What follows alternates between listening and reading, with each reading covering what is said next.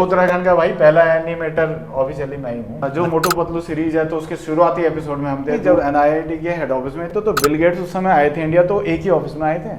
हमारा head office था। चांदपुर गढ़ी है, श्रीनगर डूबा हुआ है, उसको रिक्रिएट किया है। मल्ला महल तो अभी दिख ही रहा, उसको हमने दिखाया, मैंने आपको अल्मोड़ा पूरा अल्मोड़ा को हमने दिखाया। मैं तो 2D सेल एनिमेशन से मेरे स्टार्ट हुई थी, फिर मैं 3D कैरेक्टर एनिमेशन, जो इस फील्ड के वो जानते हैं, मोटू पतलू तो 3D था, और मैं 2D हार्डकोर एनिमेटर रहा हूँ। जो डूब चुका है, जो टूट चुका है, जो दब चुका है, उस श्रीनगर को भूपेन कठैत जी ने जिंदा किया है अपनी कला के दम पे।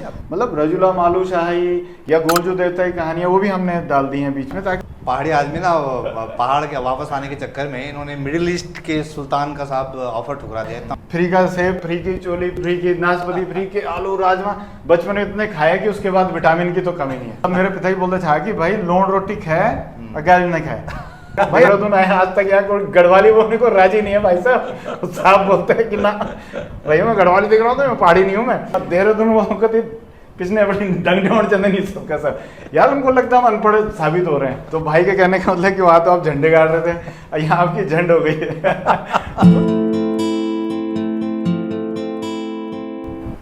नमस्कार।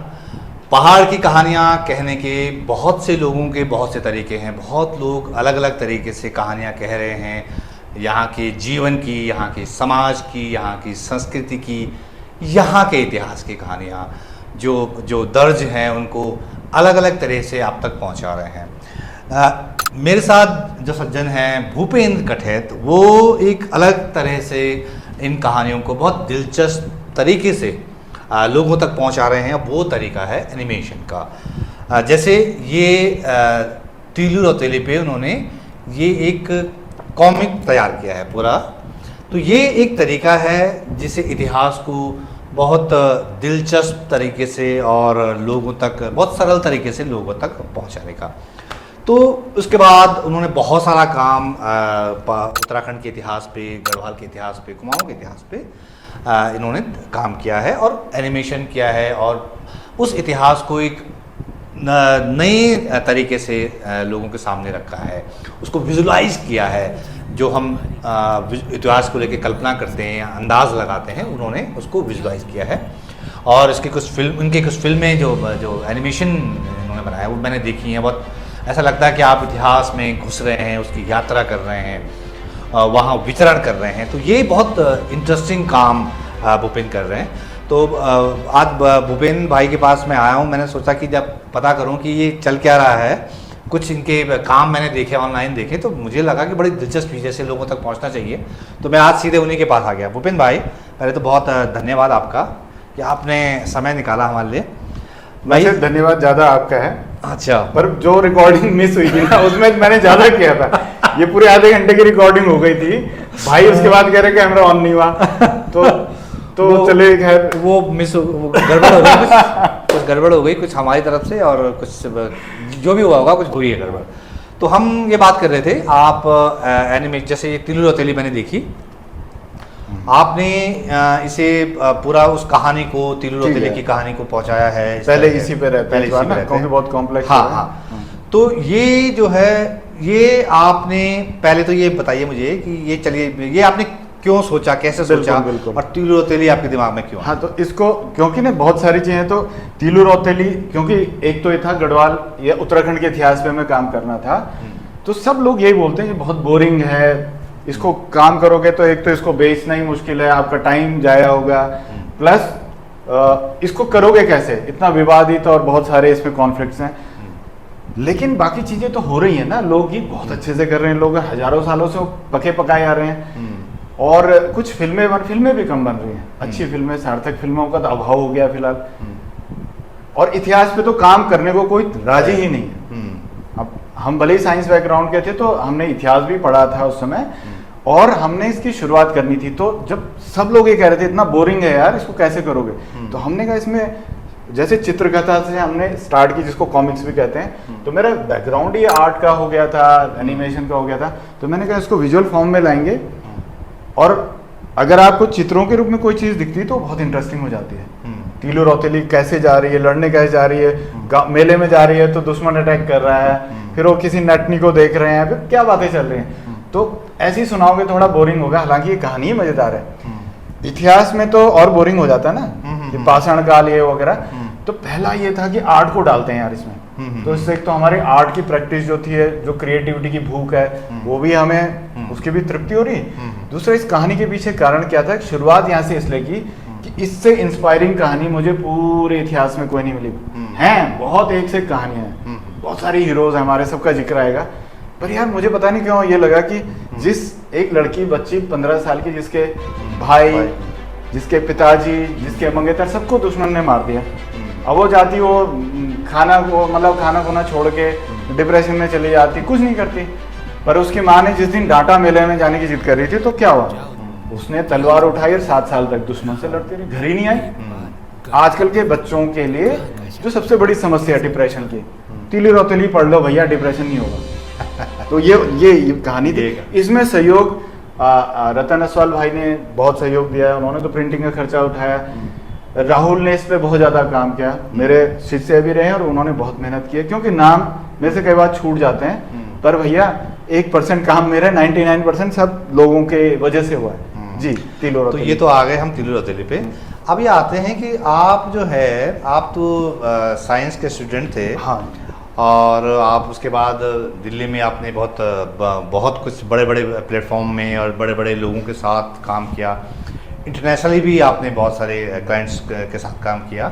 तो ये जर्नी आप बताइए कि कहाँ से आप आए, कहाँ से कैसे, कहाँ पढ़ाई लिखाई, कहाँ फैमिली, और कहाँ से कहाँ, ये थोड़ा जर्नी मुझे समझाइए, फिर हम आते हैं आपके काम। बिल्कुल, शॉर्ट में ये है कि पैदा तो मैं जोशीमठ में हुआ था, लकीली कत्यूरी वंश की भी शुरुआत वहाँ से हुई। ठीक है, उसके बाद आए परमार लोग, तो हम तो भैया जोशीमठ के हैं। और जोशीमठ जैसे शहर आप जानते हैं यार, वहाँ के लोग इतने बढ़िया, मस्त, सीधे साधे, फ्री का सेब, फ्री की चोली, फ्री की नाशपाती, फ्री के आलू राजमा, बचपन में इतने खाया कि उसके बाद विटामिन की तो कमी नहीं है। ठीक है, अब हम खरीदना मुश्किल है, पर वहाँ हमने महंगी चीज़ें फ्री में, वहाँ के लोगों ने कभी पैसे नहीं लिए, बहुत बढ़िया लोग। तो जोशीमठ से पढ़ाई, प्राथमिक शिक्षा सिंगधार में हुई, इंटर कॉलेज में भी 6 में, और उसके बाद पौड़ी आए। पौड़ी में मैं DAV स्कूल में भी रहा, MIC में भी रहा, मैसमोर में, और फिर कॉलेज में साइंस से हमने पढ़ाई की।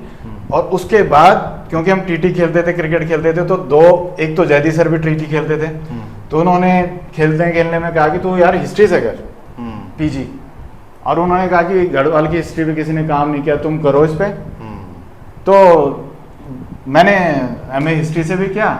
फिर ये जो मैं बात बता रहा था ना कि आपकी ज्योग्राफी सिलेबस का पार्ट होती है, कि उत्तराखंड की ज्योग्राफी भी होती है, या बॉटनी भी सिलेबस का पार्ट होती है, हिस्ट्री पार्ट नहीं थी, शायद अभी तक नहीं है। तो उन्होंने कहा कि इसमें कोई सीरियस वर्क करता है तो शायद यूनिवर्सिटी अप्रूव करेगी उसे। तो उस समय उन्होंने इंस्पायर भी किया था, हमें लगा यार हम करते हैं इस काम को। फिर उत्तराखंड आंदोलन में शामिल हुए, वो शुरुआत जब हुई थी शैक्षिक आंदोलन के विरोध में, तो वाइस चांसलर सर से बात करने मुझे ही भेजा गया था, तो हम भी बैठे थे शुरू में। और जब आंदोलन हुआ तो हमने फिर पौड़ी छोड़ना पड़ा, फिर हम दिल्ली चले गए। तो दिल्ली में फिर एनिमेशन, बिल्कुल स्टूडियोज वगैरह हमने ज्वाइन किया। उस समय इंस्टीट्यूट्स वगैरह तो थे नहीं, छोटे मोटे थे, 1-2 जगह सिखाई, पर ऐसे नहीं थे जैसे अभी है। तो 99% हम स्टूडियो में जाके उन्हीं से सीखते थे और काम करते थे। तो बड़े बड़े लोगों के साथ आपका काम। जी, वहाँ जो मोटू पतलू सीरीज है, तो उसके शुरुआती एपिसोड में हम थे। दूरदर्शन के लिए एक एनवायरनमेंट पे काम किया था। और बाहर के प्रोजेक्ट्स में बताऊं तो मैंने नीदरलैंड्स के शेल पेट्रोलियम के लिए 2 साल किया था, सिंगापुर मिनिस्ट्री ऑफ डिफेंस के प्रोजेक्ट पे काम किया था। कुछ मतलब ऑलमोस्ट गेमिंग टाइप का था वो, जो उनकी एयरफोर्स को ट्रेनिंग होती थी। तो 2 साल वो गेम के थ्रू होती थी, या 3rd ईयर इंडिया में ट्रेनिंग करने आते थे। इसके अलावा माइक पांडे सर के साथ काम किया है, रितु नंदा जी के जो राज कपूर की बेटी हैं, उनके लिए भी हमने एक टाइम काम किया था। और ऐसे मतलब बड़े बड़े लोगों के साथ काम, मतलब नाम लेने पे आ जाऊं तो 50 हैं जिनसे हमें सीखने को मिलता था। तो ये इतने बड़े बड़े लोग, इतने बिग शॉट के साथ आपने काम किया, इंटरनेशनली भी आपने काम। आप बता रहे थे कि मिडिल ईस्ट में कुछ वो एक बार वो सुल्तान ओमान के उन्होंने कॉलेज खोला होगा या पहले से था, तो मल्टीमीडिया नया था। तो मेरे ख्याल से कम नॉर्थ इंडिया का पहला तो ये गुरु नानक देव यूनिवर्सिटी ने और APJ अभी यूनिवर्सिटी इनके साथ मिलकर स्टार्ट किया था। तो शायद इंडिया का या कम से कम नॉर्थ इंडिया का तो पहला 4 ईयर वही था। तो उन्होंने भी, सत्या पॉल सर बहुत बड़ा नाम है एजुकेशन की दुनिया में, उन्होंने बाकायदा मुझे वहाँ अपॉइंट किया था, मल्टीमीडिया डिपार्टमेंट हम देख रहे थे उस समय।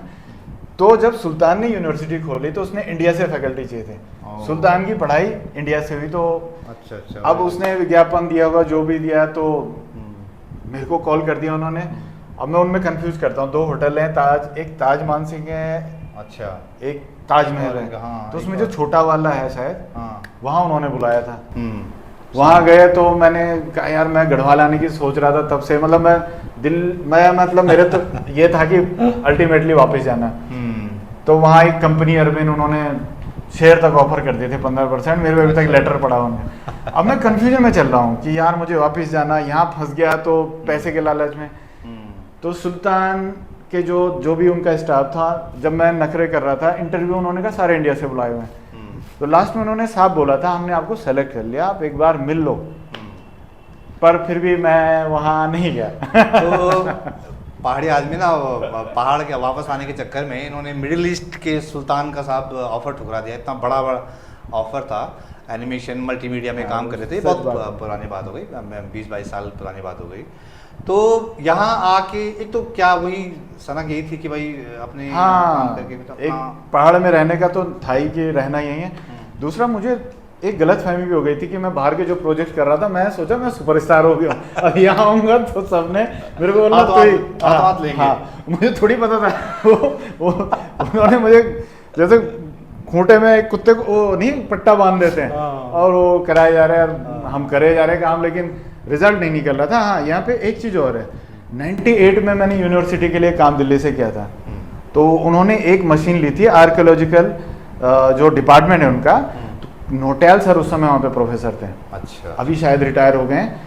तो उनके डिपार्टमेंट में मोहन नैथानी थे एक, तो मैं क्योंकि क्रिकेट खेलते थे तो वो श्रीनगर से खेलते थे, मैं पौड़ी से, तो दोस्ती थी। तो उन्होंने मशीन ली जिससे कि मशीन में अगर वो बर्तन का टुकड़ा भी एक खुदाई में मिलता है जो रख दिया जाए तो पूरा बर्तन वो बना देती थी, कुछ ऐसी थी। अब वो मशीन कहते थे उस समय दुनिया में 2 ही यूनिवर्सिटीज के पास थी। अच्छा, बहुत महंगी मशीन थी वो। तो बीबीसी तक ये बात पहुंची, तो बीबीसी इनके ऊपर डॉक्यूमेंट्री बनाना चाह रहे थे। अच्छा। तो वो चाहते थे यार हमारी मशीन को कोई अच्छे से प्रेजेंट कर सके, कुछ एनिमेशन बने। उस जमाने में एनिमेशन सुना ही नहीं था किसी ने। तो ये ढूंढते ढांढते मोहन नैथानी, बहुत ही दुख के साथ कह रहा हूँ, कोविड के टाइम पे उनका देहांत हो गया। वो जो इतिहासकार नैथानी जी थे, उनके सुपुत्र। तो बल्कि वो जो नैथानी जी थे ना इतिहासकार हमारे, तो उन्होंने मुझे बहुत फोर्स किया था कि उनके जो किए गए कार्य, उन्होंने नेशनल ज्योग्राफिक और डिस्कवरी को मना किया था। 3-4 बार उनके घर आए थे। तो उन्होंने कहा मुझे पैसा नहीं चाहिए, इस काम के साथ कोई न्याय करे, कोई नैरेटिव ना बिल्ड कर दे। तो बहुत बार उन्होंने भी कहा था। उस समय हमारे पास टीम वगैरह नहीं थी, तो मोहन कहता था तू करेगा इस काम को। तो मोहन ढूंढता ढांढता उनको मेरे कमरे में लाया था दिल्ली में। अच्छा, छोटे सा कमरा था हमारा। तो उन्होंने कहा ये प्रेजेंटेशन बनानी। तो उस जमाने में मैंने एक स्काला सॉफ्टवेयर में कोडिंग वोडिंग करके वो उस जमाने में इंटरैक्टिव प्रेजेंटेशन बनाई थी। और तो वही बता रहे थे कि फ्रांस और पता नहीं कहाँ ये लोग उस प्रेजेंटेशन को लेके गए थे और पूरी दुनिया में इनको अच्छा रिस्पॉन्स मिला। फिर वहाँ पे कोई घिल्डियाल जी थे, वीसी वाइस चांसलर, उन्होंने मुझे श्रीनगर बुलाया था और उन्होंने कहा था तुम यहीं काम करो। तो उस जमाने में तो ये था कि मुझे था नहीं यार, मुझे तो स्टूडियोज और इसमें काम करना, तो नहीं आया मैं। और हाँ, इनके कुछ एक डिपार्टमेंट था प्रौढ़ और सतत शिक्षा, अच्छा, उसके लिए मैंने कुछ ई लर्निंग का काम किया था। कोई मिश्रा जी उसके डायरेक्टर थे। अच्छा, तो ई लर्निंग बताइए 98-99 में। अच्छा। तो उत्तराखंड का भाई पहला एनिमेटर ऑफिशियली मैं ही हूँ। कुछ मिले न मिले। हाँ, तो इनको मिडिल ईस्ट में सुल्तान उठा के ले जा रहे थे यहाँ से, लेकिन ये जो है पहाड़ी भाई हैं तो मैंने कहा नहीं जी नहीं, मैं तो यहाँ का सुपरस्टार, तो महाराज राजेश्वरी की सेवा में रहने। चलो ये देखो। तो भाई साहब जो है भूपेन भाई वापस आ गए। तो वापस आके आपने एक तो तीर रोतली वाला पहला काम आपका ये है, लेकिन इन्होंने एक बहुत ज़बरदस्त काम किया है जो मैं अपनी आंखों से देख चुका हूँ। ये भी शायद इसे बहुत जल्दी पब्लिक में लाएंगे।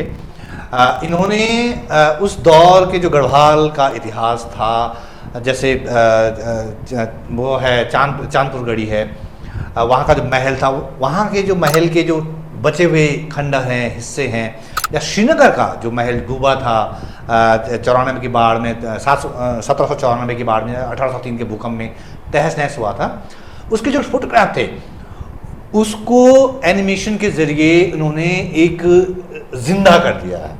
चांदपुर गढ़ी को जिंदा कर दिया। ये मैंने अपनी आंखों से देखा है, कमाल का काम किया है। तो आपको लगेगा कि आप उसी दौर में पहुंच गए हैं, उसी इतिहास में जो आपने थोड़ा सा देखा होगा। आपने चांदपुर गढ़ी के फोटो देखे होंगे, महल के टुकड़े हिस्से, उसको भूपेन भाई ने उसी महल का वो लेके उसको महल खड़ा कर दिया है। तो ये जो आपने काम किया, ये कैसे हुआ, मतलब हाँ। क्या थी इसके पीछे? देखिए, अब इसमें बहुत सारी, इतिहास में तो 50 बातें, पर हम मोटा मोटा अगर इसको थोड़ा विभाजन करें इसका, तो एक तो यहाँ की बेहतरीन कहानियां हैं जिसमें बहुत सारे वीर भी हैं, बुद्धिमान लोगों की कहानियां हैं, बहुत सारे विजनरी लोगों की कहानी, जैसे महाराजा अजयपाल उस जमाने में इतने बड़े बड़े आर्किटेक्चर खड़े कर रहा है, इतने सुरक्षा व्यवस्था कायम कर रहा है। इवन कुरीतियां जो समाज में आ गई थी उनको भी उन्होंने हटाने का शुरुआत उस समय कर दी थी। ऐसे लोगों की कहानियां सामने आनी चाहिए, तो इससे हमारे लोगों का कॉन्फिडेंस बढ़ता ही है, प्रेरणा भी मिलती है। दूसरा भाग वो है जो आपने कहा है कि आर्किटेक्चर, अभी हम बात कर रहे थे कि माचू पिचू का जो आर्किटेक्चर है वो 7 वंडर्स में आता है, ठीक है, इनका सिविलाइजेशन है वो पेरू के पास। तो अगर आप उसको देखोगे गूगल करके तो उसमें कोई आर्किटेक्चर इतने बड़े थोड़ी हैं कि आप सोचोगे कि यार कोई 100 मंजिला इमारत है या लाल किला टाइप कोई बड़ी सी चीज है, लेकिन इनसे ज्यादा वो उनको मान्यता मिलती है। क्यों? उसकी वजह है कि वो इतनी दुर्गम परिस्थितियों में बनाई गई हैं, और जिस काल में बनाई गई उस समय तो कोई संसाधन थे नहीं, तो उतनी हाइट पे जाके उन्होंने जो स्ट्रक्चर खड़े किए थे, तो उस आधार पे उसको बहुत बड़ा काम माना जाता है। मैं कहता हूँ आप चांदपुर गढ़ी जाइए, और इतने साल पुराने, आज से कम 500-700 साल पुराना, मतलब 500 साल पुराना तो इतिहास अवेलेबल है, लेकिन वो तो उससे पहले का बना हुआ है, चांदपुर गढ़ी पहले का। और वो जो लोग वो बना रहे हैं तो उनकी सभ्यता उसी डेट से थोड़ी शुरू हो रही है। वो वहाँ उन्नत सभ्यता तक पहुँचते पहुँचते पता नहीं उन्होंने कितने पाए। तो ये बहुत पुराना इतिहास है। तो हमें बताया जाता है कि नहीं, जैसे आपसे जिक्र हुआ, पता नहीं पिछली रिकॉर्ड में हुआ या इसमें ये कंफ्यूजन है कि गढ़वाली बोलने में शर्म आती है। नहीं, पिछली वाली में हुआ था। तो जन देहरादून में पिछले बड़ी डंगडोड़ चंदनी सबका सब यार, उनको लगता है हम अनपढ़ साबित हो रहे हैं। भाई मैं बता रहा हूँ कि जब NIIT के हेड ऑफिस में तो बिल गेट्स उस समय आए थे इंडिया, तो एक ही ऑफिस में आए थे, वो हमारा हेड ऑफिस था। तो हमारे जो भी थे विजनरी, RS पवार और थाडानी जी और राजेंद्रन, उनको बोला था उन्होंने कि भाई आप कुछ भी मतलब जो मर्जी आप करना, पर ये अपना डेवलपमेंट सेंटर कभी बंद मत करना। और मेरे को किसी को मिलने का टाइम नहीं है, पर ऐसे लोगों से बात करके मुझे बहुत अच्छा लगता। तो कहने का मतलब ये यार कि वहाँ, अब मतलब मैं अपने को नहीं कर रहा, मेरे से बहुत बड़े बड़े लोग वहाँ काम कर रहे हैं, वो गढ़वाली में बात कर लेते हैं भाई। हम वहाँ गढ़वाली में बात करते थे। जो मतलब जो एक टीवी एक्टर है यार, कोई बहुत टीवी सीरियल में, उनकी बहन भी मेरे साथ काम करती थी, क्रिकेट भी अच्छा खेलते हैं, मतलब सास भी कभी वो या किसमें बहुत बड़े स्टार रहे हैं, बटूनी है कुछ, नाम क्या गड़बड़ होता है, बट ना नहीं, अच्छा यार बहुत हिट रहे हो, मैं अभी शायद याद कर लूंगा। बडोला वरुण बडोला, हाँ, तो उनकी कजन या रियल सिस्टर मेरी बॉस थी, तो उसने इंटरव्यू में मेरे से गढ़वाली में बात की थी, मतलब बहुत सीनियर पोजीशन है। उसके बाद तो भारी सेट हो गए। तो मैंने कहा यार देखो, यहाँ तो बिंदास कर रहे हैं, देहरादून आए आज तक यहाँ कोई गढ़वाली बोलने को राजी नहीं है भाई साहब। साहब बोलते हैं कि ना भैया मैं गढ़वाली देख रहा हूँ, तो मैं पहाड़ी नहीं हूँ मैं। तो ये सारी चीजें क्या होगी जब आप इतिहास के बारे में जानते हो। यहाँ का आर्किटेक्चर बाप रे, चांदपुर गढ़ी है, श्रीनगर डूबा हुआ है, उसको रिक्रिएट किया है। मल्ला महल तो अभी दिख ही रहा है, उसको हमने दिखाया, पूरा अल्मोड़ा को हमने दिखाया, पांडुकेश्वर का मंदिर दिखाया है। तो ये आप देख रहे हो तुंगनाथ, केदारनाथ, और जो ये गोपीनाथ टेम्पल गोपेश्वर का, जिसके त्रिशूल में नागवंश का जिक्र है, उनके राजाओं का। तो यार इतनी सारी बड़ी बड़ी यहाँ की कहानियां, बड़े यहाँ के राजा हैं, और कितने सारे, माधो सिंह भंडारी, विकोला लोधी, जिया रानी तैमूर रंग से भिड़ गई, ठीक है। इधर से आप करुणावती रानी, यहाँ का अपना DAV कॉलेज के पास क्या है वो, करणपुर, किसके नाम पे, करुणावती। कहानियां पढ़ो ना उनकी, क्या किया था उन्होंने। तो हम छोटे छोटे कामों को लेके यहाँ घबरा जा रहे हैं कि भाई हमारे ये हो रहा है वो हो रहा है। भाई साहब इतिहास पढ़ लो। आर्किटेक्चर से क्या होता है कि इतना खूबसूरत आर्किटेक्चर इतनी दुर्गम जगहों पे कर रहे हैं। माचू पिचू वाले लोग अगर मान्यता उनको मिल सकती तो हमारे लोगों को भी मिलनी चाहिए भाई। ये आर्किटेक्चर, तब तो देवलगढ़ भी शायद बहुत दुर्गम रहा होगा जब बना। बिल्कुल था, ये तो सड़कें अब आई हैं। पहले तो ये था ना कि अगर आप उत्तराखंड के अंदर एंटर कर रहे हो तो मतलब वापस नहीं आना है। उस जमाने का देवलगढ़ है, देवलगढ़ से दुर्गम आपका चांदपुर गढ़ी है, चांदपुर से भी ज्यादा स्ट्रक्चर जोशीमठ में रहे होंगे, जो कि धीरे धीरे वो भूकंप और उसमें डूब गए। और श्रीनगर तो मैं 100% कह सकता हूँ कि इतना विराट रहा होगा ना कि, क्योंकि बहुत कहानी पुराणों में जिक्र है। तो श्रीनगर की बात भूपेंद्र भाई ने छेड़ी, तो मैंने उनका जो एनिमेटेड वीडियो जिन्होंने बनाया, मतलब जिंदा किया है जो श्रीनगर की तस्वीरें, कुछ पुराने राज दरबार की तस्वीरें कुछ हैं। एक मौला राम के बेटे ज्वाला राम ने भी एक 18वीं या 19वीं सदी में बनाई है, वो स्केच बनाया है, उससे एक श्रीनगर का अंदाज़ा लगता है मोटा मोटा। तो वो स्केच है, लेकिन भूपेन कठेर ने उस स्केच के ज़रिए या वो जो तस्वीरें छोटा छोटा जो बचा था उसके ज़रिए उसको क्रिएट कर दिया है, उस दौर के राजमहल को, उस दौर के श्रीनगर को। तो मैंने भी श्रीनगर के, मुझे भी बड़ा शौक़ था श्रीनगर को समझने का, जानने का, क्योंकि वो उसके नीचे दबा हुआ है, वो ज़मीन के नीचे दबा हुआ है। 1794 में जैसे मैंने बताया कि जो तहस नहस हुआ था वो बाढ़ में, और फिर 1803 के भूकंप में तहस नहस हो गया था। तो वो वहीं है, लेकिन चूंकि हमारी सरकारों की प्रायोरिटी वो होता नहीं है, तो वो अभी वहीं है और उसको जानने की हमारी बड़ी इच्छा है। तो लेकिन भूपेन भाई ने जिस तरह से उसे क्रिएट किया है, उसे आप रोंगटे खड़े हो जाएंगे उसे देख के कि किस तरह का श्रीनगर था उस ज़माने में। तो आप रिक्रिएशन है वो श्रीनगर का। तो आपको इस दोनों, खासकर श्रीनगर वाला या चांदपुर क्या उसको लगा आपको, जो जब आप क्रिएट कर रहे थे उसको? आप इतिहास में जब बात करें ना कि सब्जेक्ट को मत छोड़ो कि आपके एफर्ट्स बेकार जाएंगे, हम तो सालों से लगे हुए हैं, तो भाई उसको इंटरेस्टिंग बनाने का एक ये भी तो तरीका है कि पुरानी जो हमारे राजधानियां, महल हैं, आर्किटेक्चर है बहुत ही खूबसूरत, तो उसको रिक्रिएट करेंगे तो भाई लोगों को इंटरेस्ट आएगा। दूसरी बात ये है ना, इसमें चांदपुर गढ़ी में तो प्रोफेसर नागेंद्र जो हैं श्रीनगर के, उन्होंने हमारी मदद की, बहुत इंटेलिजेंट, बहुत सज्जन और बहुत ही उन्होंने सहयोग किया है। घंटों उन्होंने मुझे एक्सप्लेन भी किया, अपने ब्लूप्रिंट दिया उन्होंने चांदपुर गढ़ी का, उसमें हमने क्रिएट किया उसको। आर्कियोलॉजिकल सर्वे ऑफ इंडिया के जो डायरेक्टर हैं आपके देहरादून में, उन्होंने भी उसमें हेल्प किया है। पर आपके नागेंद्र जी ने तो रिसर्च किया है भाई उसमें, और मैंने कहा रिसर्च और आप कैसे ऐसे मुझे दे रहे हो अनजान आदमी? कहते नहीं आप, मतलब आप, उन्होंने तो ये तक कहा आप भाई की तरह हैं, आप पे पूरा विश्वास है, आप काम कीजिए इसमें। तो योगदान बहुत लोगों का है, और जब ऑथेंटिक हमें ब्लूप्रिंट मिल रहा है, खंडर में देख के आया हूँ, तो काम करना आसान था उस पर। श्रीनगर के बारे में तो ज्यादा जानकारियां नहीं है, तो उसमें जो गोरखनाथ टेम्पल है, उनके जो संरक्षक हैं शायद पटवाल जी हैं, तो उनसे मेरी घंटों बातचीत हुई है, कुछ वहां से आइडिया लिया, कुछ उस मंदिर को हमने रिक्रिएट किया। देवलगढ़ तो अभी एज इट इज है, तो उसको हमने बनाया है। जो श्रीनगर डूब गया, अब आपने कहा भूकंप आया, भूखमरी आई थी, भूकंप आया था, बाढ़ आई थी। इस तो भूकंप जैसे होता है ना, जैसे लोग कहते हैं 6 आया कि 7 आया रिक्टर स्केल पे, या 8 आया, तो ऐसे नहीं होता। 7 से 8 जरा ही सा बड़ा नहीं होता है, 20 टाइम्स ज्यादा उसकी होती है जो डैमेजिंग पावर होती है ना। तो ऐसे नहीं होता कि 6 और 7 में जरा सा अंतर है। तो उस समय बताया जाता 9 से ऊपर का था, तो उसका मतलब प्रलय, मतलब उसमें जमीन पूरी फट जाती है, समा जाता है शहर अंदर। कई लोग कहते हैं ऐसे कैसे गायब हो गया, तो जब मैंने पूरी स्टडी की तो पता चला यार ये तो मतलब जमीन के अंदर समाया। उस महल के कुछ टुकड़े मौजूद थे अभी लास्ट भूकंप आने से पहले। अच्छा, ये शायद 1915 या उसके आसपास एक बड़ा भूकंप आया था, तब तक उस महल के खंडर ना कुछ मौजूद थे, जो फोटो आपने भी देखी है, एक महल के कॉर्नर की, कॉर्नर वाली, तो उस समय की। उसके बाद एक और आया तो वो भी सब खत्म हो गया। अच्छा। बाकी जो सारा जो भक्तियाना एसएसबी ग्राउंड है उसके नीचे दबा हुआ है सारा।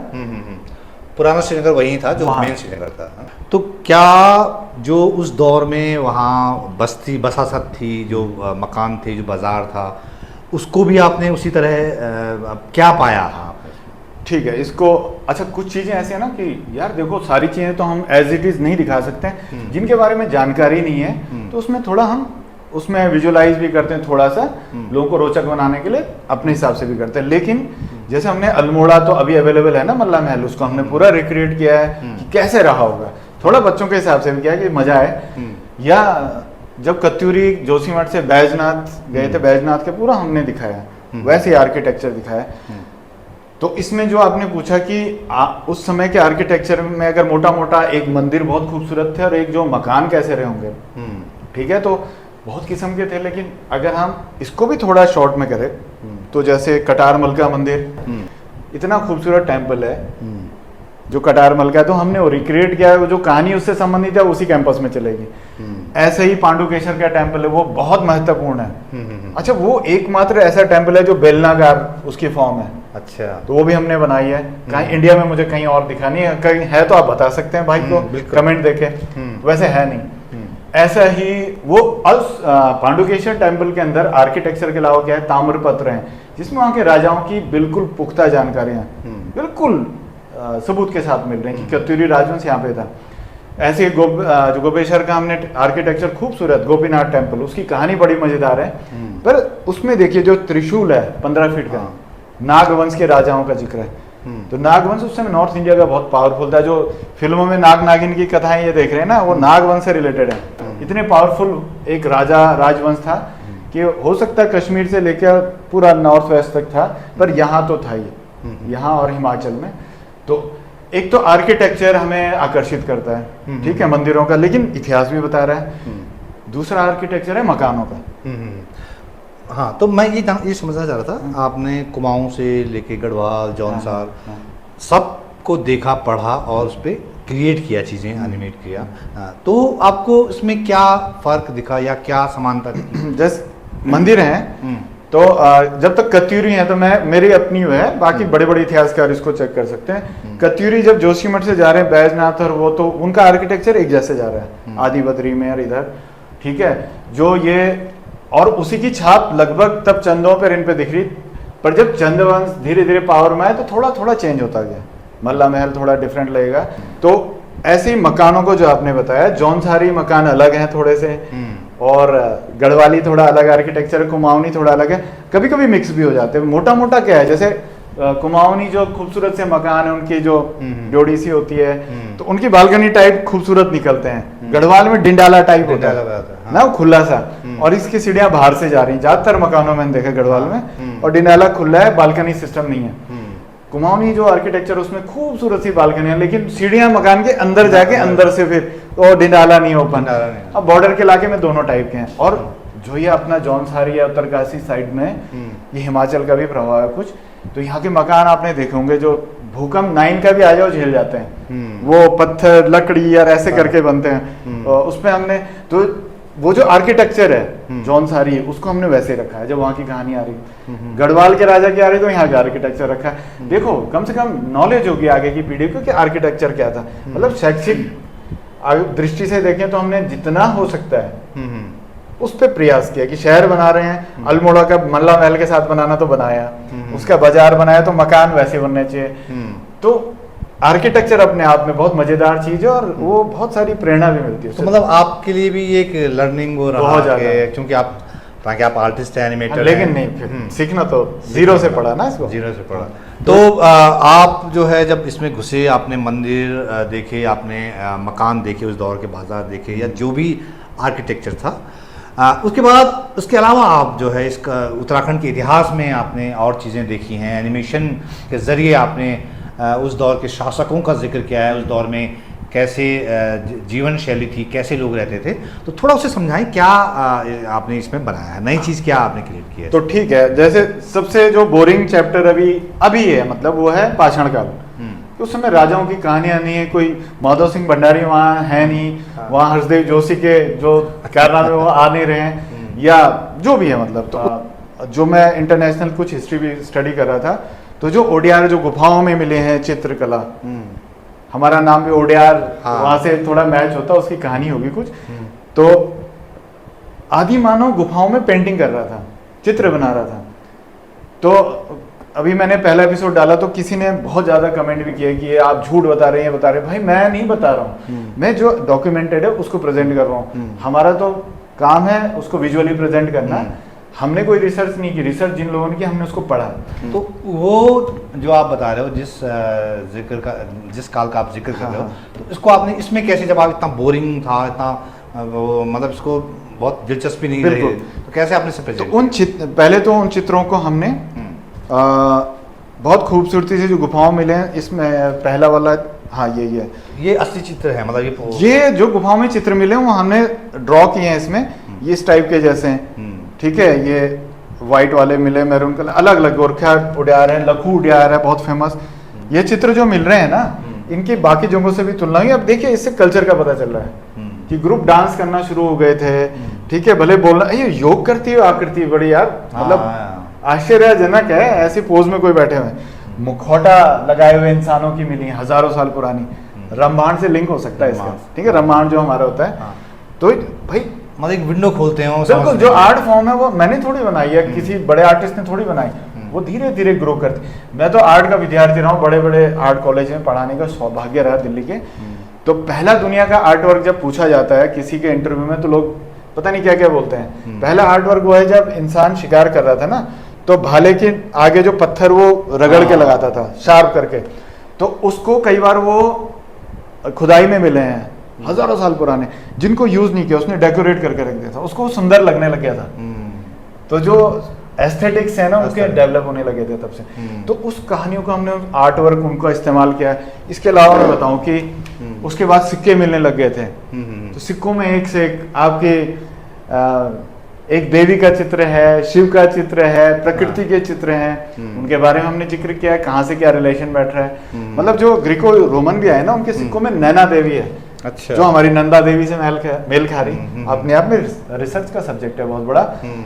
सिक्कों के अलावा उस समय में यहाँ ऐसे ऐसे मृत शरीर, मतलब शवाधान कहते हैं उनको, खुदाई में मिले, जिनके साथ खाने पीने का सामान, मिट्टी के बर्तन मिले हैं, और जो कि मिस्र की सभ्यता से मेल खा रहे हैं। और दुनिया में और भी बहुत सारी जगह ऐसी सभ्यताएं उस समय तो सभ्यताओं का कनेक्शन जो है वो पाषाण काल से लेके इसमें बहुत डिटेल में उन्होंने बनाया है। और जो चीजें मिली सचित्र हमने जो मिला है उसको ड्रॉ किया है, और इसके जरिए इसके बाद आप आगे बढ़ते हैं और आप आते हैं शायद चंद्रवंश में। हाँ, बिल्कुल। चंद्रवंश और पवार वंश से पहले इनका लिंक आता है, कुणिंद काल आएगा। पौराणिक काल भी है, उसका भी जिक्र किया है कि पुराण और वेदों में यहाँ के बारे में क्या क्या लिखा गया है। ठीक है, उसके ऐतिहासिक प्रमाण अभी पूरे नहीं, पर हमने जिक्र किया है जो जो लिखा गया है।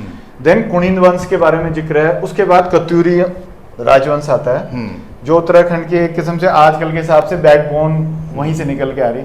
तो वो जोशीमठ में कत्यूरियों ने कैसे मंदिरों का निर्माण किया, नरसिंह देवता की कहानी है, बहुत सारी चीजें हैं।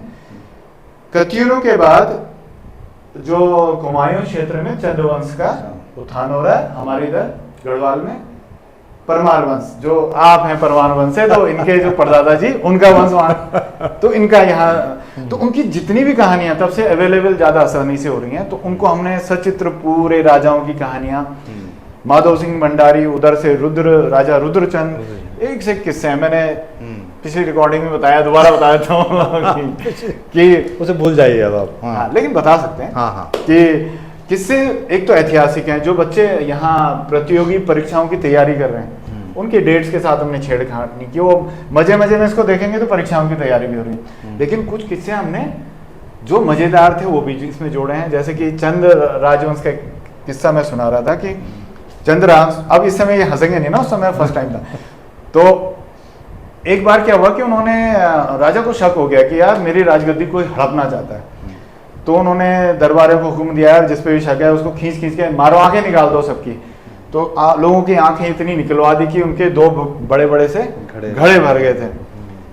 अब उनके दरबार में पंत जी बहुत उच्च कोटि के विद्वान थे, तो किसी दरबार ने राजाओं को कहा ये भी आपकी गद्दी के पीछे पड़े हो सकते हैं, क्योंकि कुमाऊं की राजनीति में पंत और उपरेती और जोशियों का बहुत ज्यादा उसमें जिक्र आता है। तो पंत लोग वॉरियर भी थे, तो राजा ने आदेश दिया इनकी भी आंखें जो है निकाल के ले आओ भैया, इस घड़े में भर दो, थोड़ी जगह बची हुई थी। तो अब वो आंखें निकाल के उन्होंने डिपॉजिट कर दी। तो फिर पंत जी को उन्होंने बोल भी दिया, यार तुम जॉब करना चाह रहे हो तो कर लो। राजा भी कितना शैतानी कर रहा ना। तो पंत जी ने कुछ दिनों बाद फिर से दरबार ज्वाइन कर लिया। अब राजा को यहाँ पे चैन नहीं आ रहा, दरबारी भी भड़का रहे उसको। तो जब दरबार शाम का टाइम था, जब दरबार बर्खास्त होता है, तो अंधेरा हो गया था, पहाड़ों में वैसे भी जल्दी हो जाता है। तो राजा ने एक टॉन्ट मारा पंत जी पे, पंत जी एक दिया पकड़ाया उनको कि इसको जला लो, अंधेरा हो गया, रास्ता नहीं दिखाई देगा। अब पंत जी तो क्या है, अंधे हैं। तो लेकिन पंत जी क्योंकि विद्वान और हाजिर जवाब थे, उन्होंने कहा महाराज अब तो इस महल पे भी आग लगा दो ना, तब भी मुझे दिखाई नहीं देगा। तो ये किस्सा जो है वो वहाँ जब ये इतिहास में घुसे एनिमेशन ऐसे 50 किस्से हैं उसमें। हाँ। जब इतिहास चल रहा होगा तो जो उस समय दरबार के किस्से हैं वो भी जिक्र आएगा, ताकि आप लोग और मजेदार किस्से उसमें देखना। हाँ। और चंद्रवंश का आपने बताया, फिर आप परमार वंश पे आते हैं। परमार वंश का पूरा इतिहास है, जब तक गोरख्याली यहाँ आई, गोरखों ने यहाँ अटैक किया और कैसे किया, क्या परिस्थितियाँ थी, वहाँ तक हमने पूरा इसका सचित्र वर्णन किया है। और जो मैंने फिर पहले भी कहा था, जो लोग प्रतियोगी परीक्षाओं की तैयारी करें उनके लिए भी है, और जो लोग केवल इसको मनोरंजन के तौर पे ले रहे हैं, लेकिन इसमें गलत कहीं हमने अपनी तरफ से नहीं जोड़ा है। प्रामाणिक जो जानकारी है ना, उनका बाकायदा हमने जिक्र किया कि कहाँ से क्या चीज़ हमने ली। तो उसी का जो इतिहास में जो मृत चीज़ें जैसे हम मानते हैं इतिहास को, उसी को उन्होंने विजुलाइज करके, उसी को क्रिएट करके, चीज़ें वही रखी, तथ्य वही हैं, बस उसको प्रस्तुतिकरण उसका बदला है। प्रस्तुतिकरण इसलिए बदला ताकि वो इतिहास मरा हुआ ना लगे, उसमें जिंदा चीज़ें खोज निकाली हैं, जिंदा एलिमेंट भूपेंद्र भाई ने खोज निकाले हैं। तो ये आपका काम, ये अभी आना बाकी है। ये अभी बस अभी तैयारी हुआ है, अभी पब्लिश नहीं हुआ है। थोड़ा ये आपके साथ शेयर किया हमने। हाँ, तो कुछ वीडियोस आपने शायद आप वीडियो फॉर्म में भी, बिल्कुल पहला चैप्टर यूट्यूब चैनल में हमारा डल गया है, तो आप थोड़ा सा बता भी सकते हो ओडीआर। हाँ, मैं वो बता दूंगा। ओडीआर नाम से भूपेंद्र जी ने जो है वीडियो प्लेटफॉर्म बनाया है, डिजिटल प्लेटफॉर्म, जिसमें ये जो इतिहास, देखिए दिलचस्प, देखिए इतिहास जो, जैसे मैंने कहा, मरी हुई चीज़, मृत चीज़ को उन्होंने पहले इसमें उतारा और फिर उसको वीडियो फॉर्म में लाए हैं।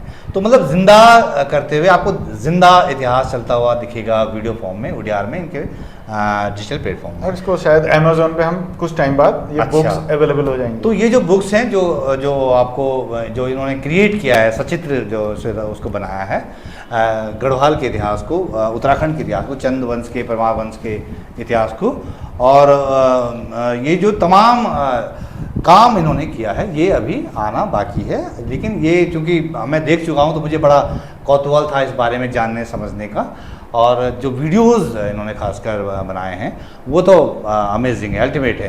तो क्या हम जो श्रीनगर के, जैसे उस दौर के श्रीनगर के जो लोगों को पता नहीं है, सिर्फ किस्से कहानियों का हिस्सा है, वो क्या आप उसे भी अभी, मतलब वो पब्लिक प्लेटफॉर्म पे आएगा? वो सारा आप अभी, क्योंकि जस्ट मेरे ख्याल 2 हफ्ते हुए हैं उस प्लेटफॉर्म में स्टार्ट किए, 2 चैप्टर आए हैं उसमें। पहले तो इतिहास जानने के स्रोत, तो उसको चैप्टर भी नहीं कहेंगे, तो लखू उडियार वाला हमने कर दिया है, और अब ये चैप्टर्स लगातार आते जाएंगे। हम मतलब इसमें सीधे पब्लिक करने वाले हैं इन चीज़ों को। और जो आप बता रहे हैं कि प्लेटफॉर्म डिजिटल जो है, वो तो सारा हम डालेंगे ओडीआर चैनल में, लगातार आएंगे। तो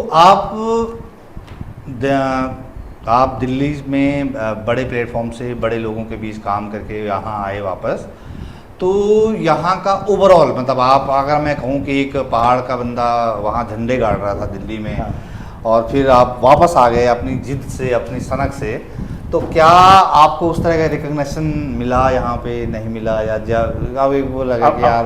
बिल्कुल। अब भाई तो क्या है ना, भाई तो एक प्रोफेशनल टेलीविजन चैनल में बहुत सारे जुड़े रहे हैं और अभी भी प्रोफेशनल काम कर रहे हैं, और हम ओडीआर में रह रहे कि अनप्रोफेशनल हो गया।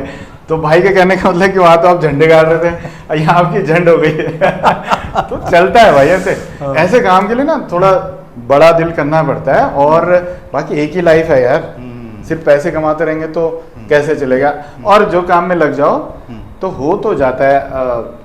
बहुत सारे लोग सहयोग भी करते हैं, जैसे आप खुद आके, आप जब इतनी बातें बता रहे हो, इतने मतलब जानी मानी शख्सियत एक अनजान आदमी के बारे में बता रही है, तो यार इससे ज्यादा क्या चाहिए। वो खैर ये इनका बड़प्पन है, ये सुल्तान का भाई मिडिल ईस्ट वाले का ऑफर छोड़ के आ गए। हाँ, लेकिन वो तो तब बातों में बात निकली ना, यहाँ कौन मानेगा, लेकिन ठीक है, वो चलता रहेगा। लेकिन ये काम करना था, और इसको अभी तो ये प्लेटफॉर्म बन रहा है, अगर सहयोग मिलेगा तो फिर तब और पता नहीं क्या क्या है करने के लिए, अनंत चीजें हैं। मैं ये कहना चाहता था कि कोई ऐसी कसक तो नहीं रह गई कि यार आप तो बहुत अच्छी लाइफ जी सकते थे, बहुत बड़े उसमें जी सकते नहीं, लेकिन वो कसक अगर रखनी है तो फिर ये काम करनी नहीं चाहिए। मतलब मेरे पिताजी बोलते थे कि भाई लोन रोटी खाए अकेले न खाए। भाई अगर आपको अपने मर्जी का बेहतरीन काम भी करना है और कसक भी पालने की, बड़ी बड़ी जॉब छोड़ के मैं क्यों, ठीक है, यहाँ कई लोग हैं भाई गवर्नमेंट सेक्टर में तो होते हैं ना, कुर्सी के पीछे जो चिपके काम वही करवाते हैं, वही करते हैं। अब मैं नाम नहीं लूंगा, यहाँ के विभाग लोग जो जैसे काम उठा रहे हैं कि पब्लिक में कभी दिखाते हो, करोड़ों के उनको सैंक्शन हो रही है, तो उस पर क्या जाना, हमने नेगेटिविटी है, हमने ये कर दिया, कल को मेरी बेटी तो कहेगी कि पापा ने ये काम किया था। तो वो भी तो एक बहुत बड़ी बात तो है। ये जो आप एनिमेशन आपने बनाए हैं, जैसे तीलू रौतेली का मैं देख रहा हूँ, या बाकी जो चीज़ें हैं, क्या आप पहले ड्रॉ करते हैं, हाथ से ड्रॉ करते हैं, या कैसे आप? जी बिल्कुल, इसमें क्या है कि एक तो आजकल एआई का ज़माना है, एआई में क्या है कि ऑटोमेटिक प्रॉम्प्ट से बन जाता है, वो भी हम कर सकते हैं, लेकिन आज रिसर्च वर्क पे जब जाते हैं तो ये वो चीज़ें जो आज तक किसी ने देखी नहीं, पब्लिक में आई नहीं, तो एआई तो इम्पॉसिबल है एआई का करना। और दूसरी बात, मैं तो 2D सेल एनिमेशन से मेरे स्टार्ट हुई थी, फिर मैं 3D कैरेक्टर एनिमेशन, जो इस फील्ड के वो जानते हैं, मोटू पतलू तो 3D था, और मैं 2D हार्डकोर एनिमेटर रहा हूँ। और मेरे जो चेले वगैरह थे, एक तो राहुल तो 2D में बहुत अच्छा काम किया उसने, तनिष्क एक बच्चा है श्रीनगर से आया था, उसने 1 साल उसने भी बहुत मेहनत की, उसको मैंने 3D सिखाया, उसने 3D का बहुत अच्छा सपोर्ट किया। तो हमने क्या किया, हाथ से क्रिएट किए हैं। अच्छा। क्योंकि कोई भी एक लाइन भी हमने एआई से यूज नहीं की, पहली बात तो ये है। और दूसरी बात यह है कि वो हो भी नहीं सकती है, अभी जब हम डाल देंगे तो लोग इसकी कॉपी कर सकते हो, बात अलग है। फर्स्ट टाइम तो भैया एक से मतलब एक लाइन में हमने ओरिजिनल इसमें ड्रॉ की है। तो आपको जैसे आप, अगर मैं कहूँ कि तीलू रौतेली को क्रिएट करने में, इस कॉमिक्स को बनाने में कितना आपको समय लग गया? ऑफिशियली अगर आप इसको 2 महीने लगता है, 1-2-3 लोगों की टीम को, और ये उससे 100 टाइम्स 100 गुना बड़ा है ये वाला काम जो है। अच्छा। इतना ज़्यादा आर्ट वर्क इसमें, मतलब अगर हम अभी गिनने आ जाएं तो हज़ारों छोटी छोटी कहानियाँ हैं, तो कहानी छोटी है पर उसका आर्ट वर्क तो नया तैयार करना पड़ता है, जो टेक्निकल समझे। तो हम क्या किया, हमने पहले तो इस पर लगे रहे पार्ट टाइम, फिर 3-3.5 साल हमने सारे काम छोड़ के दिन रात इस पर काम किया। तो ये एक बंदा 3-3 लोगों के काम कर रहा था। तो मैं जो है, मैं अभी तो खैर अकेला हूँ काफ़ी टाइम से, तो कई बार 18-18 घंटे हो जाते हैं, लेकिन ठीक है, थकान इसलिए नहीं होती कि वो चीज़ जब निकल के आती है। मैंने जैसे आपको दिखाया अभी, तो श्रीनगर का गाना आप बताइए कैसा लगा? हाँ, वो बड़ा ठीक है, वही मैं कह रहा हूँ, वो सिरहन पैदा करता है जब आप ये डालेंगे उसे। श्रीनगर को उन्होंने क्रिएट किया है, वो श्रीनगर जो ओरिजिनल श्रीनगर जो पहले का था, जो डूब चुका है, जो टूट चुका है, जो दब चुका है, उस श्रीनगर को भूपेन कठैत जी ने जिंदा किया है अपनी कला के दम पे, अपने एनिमेशन जो इनका आर्ट है उसको उसके ज़रिए। तो मैं यही समझना चाह रहा था, वो शायद उस बात का जवाब नहीं मिला। क्या आपको टाइम कितना लगा? एक तो हाँ, टाइम मतलब कितना लगा, दूसरा जैसे दूसरी चीज़ें आपने इतिहास वाली, इसमें चूंकि पढ़ना पड़ता है, आपको खुद ही पढ़ना पड़ा। बिल्कुल बिल्कुल, ऐसा नहीं कि आपने पढ़ने वाले लगाए नहीं। तो ये एक्चुअली काम तो 20 साल का है। अच्छा। 20 से भी ज़्यादा, मतलब ऐसा नहीं कि 20 साल हम फुल टाइम। ये जब मैं वहाँ MA हिस्ट्री किया था तब से पढ़ना शुरू किया था, लेकिन पार्ट टाइम था, कभी महीने में 1 दिन पढ़ दिया, कभी कुछ।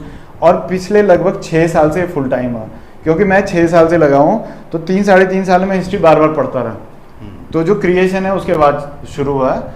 तो उसके बाद मेरे को 1-2 चेले भी जुड़े, लेकिन क्योंकि पहले मैं स्क्रिप्ट तो तैयार करता, स्क्रिप्ट एक तो ना, क्योंकि मैं शॉर्ट फिल्में और ये सब लिखता था, तो थोड़ा सा मुझे वो भी चाहिए था कि एक स्टोरी की तरह चले।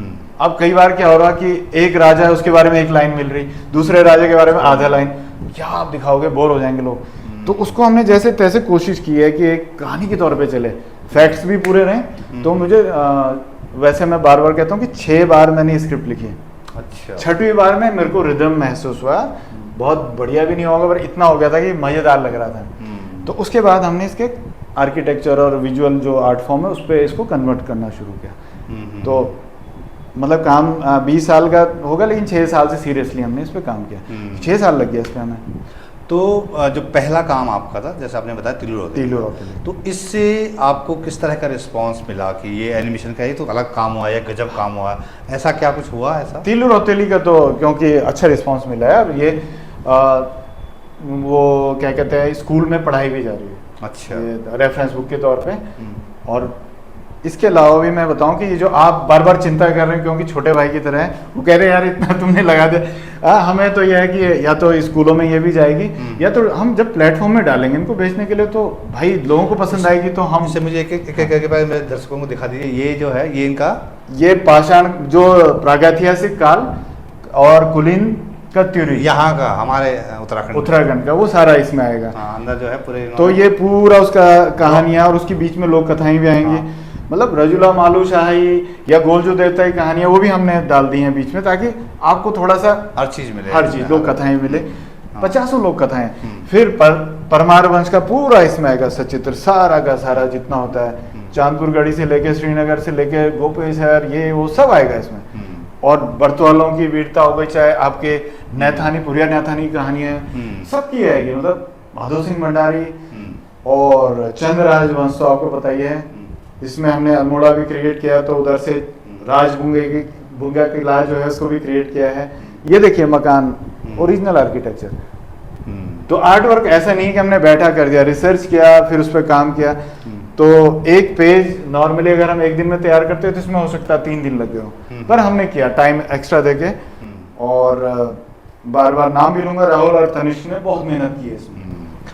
तो ये बताइए भूपेंद्र भाई, आप जो हैं विज्ञान के विद्यार्थी, हिस्ट्री अपना पढ़े। मैं एक बार रोकूं आपको, मैं विज्ञान इसलिए कह रहा हूँ क्योंकि आप विज्ञान की नज़र से भी देख रहे हैं चीज़ों को। बिल्कुल। तो उसने कितना आपको मदद की? हाँ, ये आपने मतलब आपके साइंस बिल्कुल होने के नाते, क्योंकि अच्छा ऐसे भी नहीं है, साइंस में भी मैं अच्छा वो था।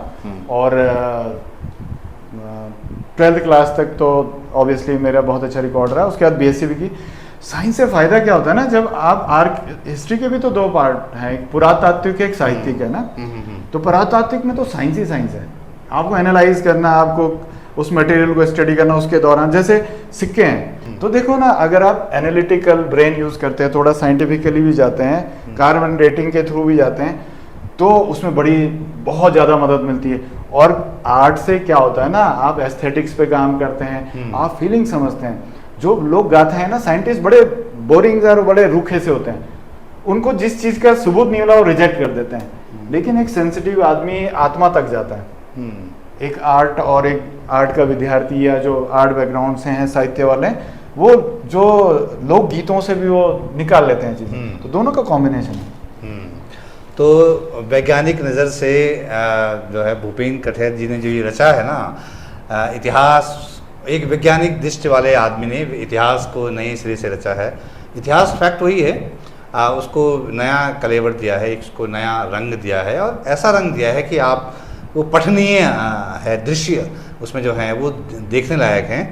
तो मैं अगर ये पूछूं कि क्या आप इतिहास में ही घुसे रहेंगे या अभी और इसमें और जाना चाहते हैं, या आपको लगा कि नहीं ये हो गया, मैं कुछ और पकड़ता हूँ? नहीं, या अभी ये मतलब पहला चरण इसका समाप्त हुआ है।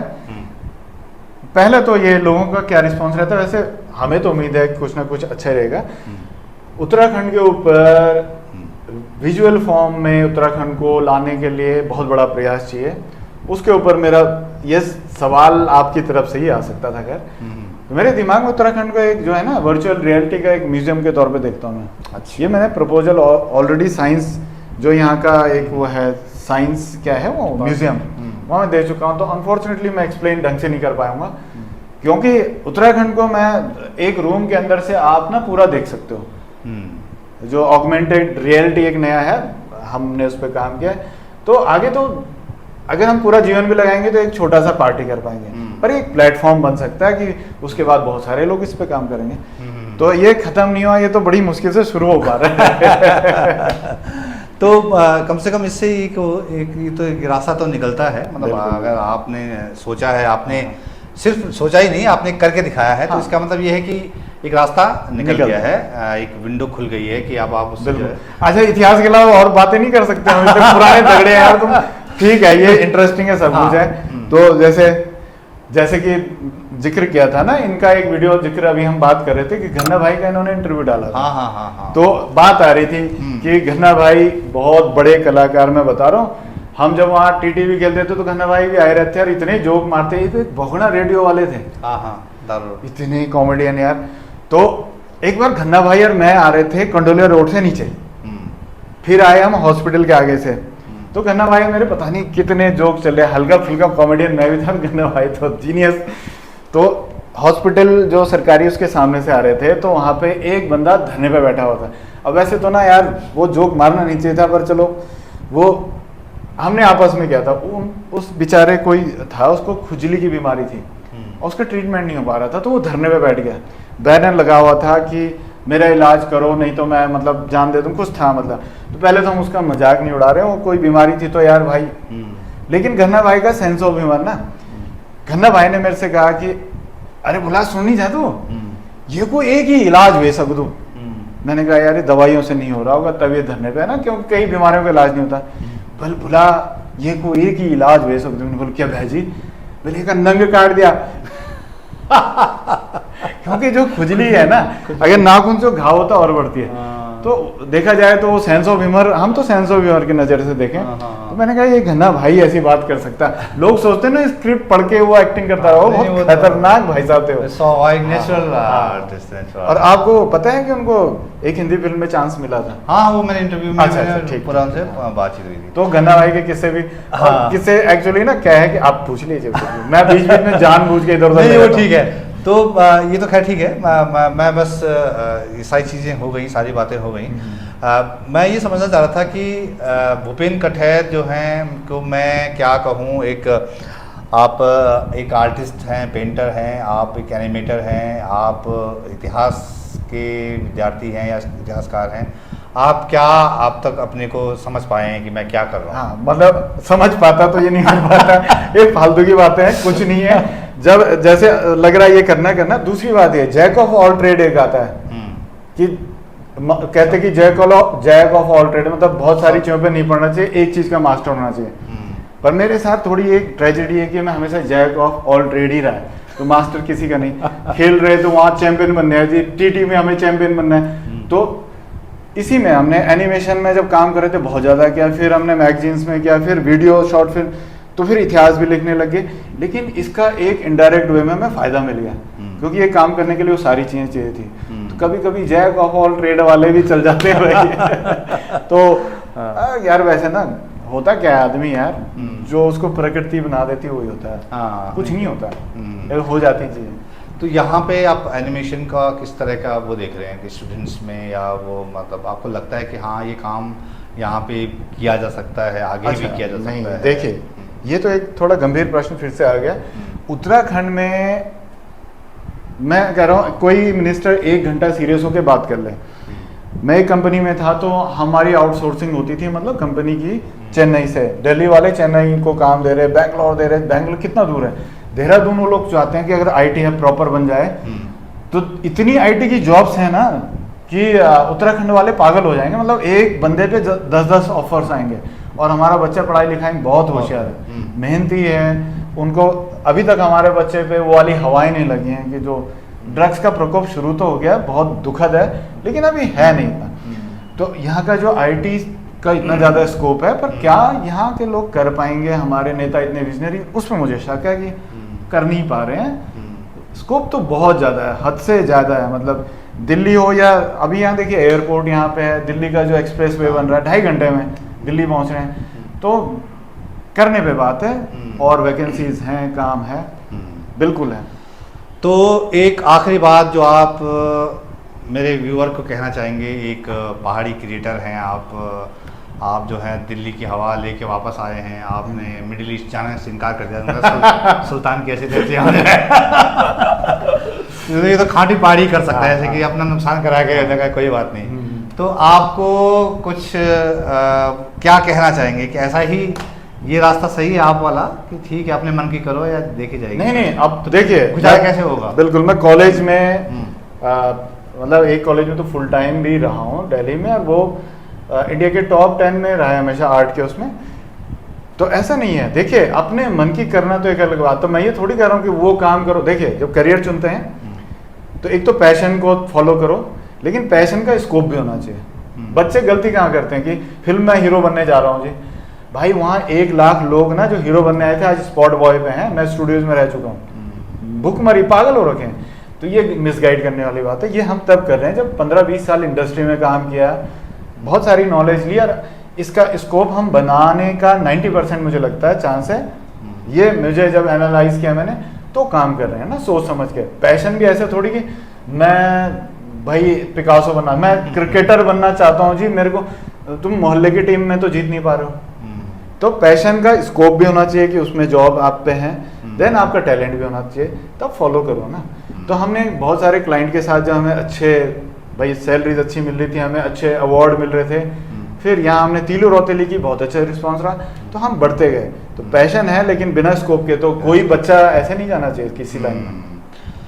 तो पैशन है लेकिन बिना स्कोप के कूदने का कोई फ़ायदा नहीं है, वरना टांग थोड़ा बैठेंगे या बिल्कुल बिल्कुल बाद में नुकसान होगा। तो हमसे ये लंबी बातचीत हुई है भूपेन कठैत जी, जो उत्तराखंड के इतिहास को जिंदा कर रहे हैं, सजीव कर रहे हैं। मतलब इतिहास तो ये कोई रीराइट नहीं कर रहे हैं, उस इतिहास को चलता फिरता दिखा रहे हैं। और अभी जब वो काम पब्लिक प्लेटफॉर्म पे आएगा, अभी आप चौंक जाएंगे इन्होंने ऐसा ऐसा काम किया, क्योंकि मैं देख चुका हूँ, मैं इसलिए कह रहा हूँ। तो भूपेन भाई, आपने एक तो बहुत दिलचस्प बातचीत हुई आपसे, और ये नई तरह का काम है, ये सामने आया तो बड़ा अच्छी बात है। और आप जो है एक रास्ता भी खोलते हैं नए काम के लिए, कि ये भी एक रास्ता है। तो मुझे लगता है कि काफ़ी डिटेल में आपसे बातचीत हो गई 2 बार। आप आखिरी कुछ अपने पहाड़ के यूथ के लिए, या जो इस पैशन को फॉलो करना चाहता है, या जो ठीक है लौट के सोचता है कि नहीं यार यहाँ कर लूँगा, हाँ ये मुझे रोज़मर्रा का खर्चा, मेरा घर चल जाएगा, क्या कुछ आपके पास है टिप्स? नहीं, इस टाइप का काम तो नहीं करना चाहिए किसी को, जब तक अब पागलपन चाहिए थोड़ा सा। लेकिन हाँ, कोई यहाँ लौट के आ रहा है, थोड़ा अपना स्कोप चेक करे सब कुछ, तभी आए। ये तो खैर बहुत टफ डिसीजन है यार, मतलब मैंने बहुत मुश्किल से लिया। लेकिन जो नए बच्चे सीख रहे हैं ना, कॉलेज में एडमिशन का टाइम चल रहा है, उनके लिए मैं एक छोटी सी चीज़ बताना चाहूँगा। देहरादून के हो, दिल्ली को किसी भी कॉलेज में, तो एजेंट के थ्रू ना जाएं। मैं आपको बहुत सीरियस बात बता रहा हूँ भाई। एजेंट क्या करेंगे, आपका जिस फील्ड का टैलेंट नहीं है उसमें आपको कहेंगे इसमें जॉब मिल जाएगी। 100 में से 90 बच्चे IT सेक्टर में आगे जाके क्यों स्ट्रगल कर रहे हैं? क्योंकि उनको एजेंट ने बोल दिया 2 लाख की नौकरी मिल जाएगी। तो भाई, नौकरी एक डॉक्टर तब बन रहा है जब दिन रात पढ़ाई कर रहे हो। तुम बैठ के 2 लाख कैसे कमा लोगे? करियर काउंसलिंग जो जितनी भी कॉलेजेस में होती है, वो सब झूठी होती है। करियर काउंसलिंग किसे कहते हैं, किसी को पता ही नहीं है। वो तो आपको एडमिशन दिला रहे हैं ना। करियर काउंसलिंग होती है आपके टैलेंट के लिए, बेसिक एंट्रेंस टेस्ट होता है, उसमें पता चलता है आपकी आर्ट अच्छी है, या आप लिखते अच्छे हो, या आप कोडिंग अच्छी करते हो। तो उस जिस टेस्ट में आपके ज़्यादा नंबर आते हैं, उसमें वो सजेस्ट करते हैं किसी कॉलेज में हो रहा है, पहले देख लीजिए, कहीं नहीं हो रहा। उसमें आपके कोई जानकार, उस फील्ड से संबंधित कोई व्यक्ति है जो कि किसी कॉलेज में आपको एडमिशन ना दिलाए, वो आपको बेटर बताएगा। मैं भी कभी कभी जो बच्चे आते हैं बताता हूँ। अगर मैं ये कह रहा हूँ ना कि मेरे नाम लेके उस कॉलेज में चले जा, तो मैं काउंसलर नहीं हूँ, मेरे वहाँ कमीशन है। मुझे यहाँ के कॉलेज ने एक एडमिशन में 45,000 तक की ऑफर दी, मैं आपको बता रहा हूँ। अच्छा। मैंने आज तक एक बच्चे का नहीं करा है। और कैसे कैसे लोग, लाखों, मतलब ऐसे भी हैं, कश्मीर से एडमिशन आ रहे हैं और यहाँ के कॉलेज उनको 25 लाख की गाड़ी गिफ्ट कर रहे हैं, कमीशन अलग। मैं ये सच बता रहा हूँ, मेरे सामने की बात है।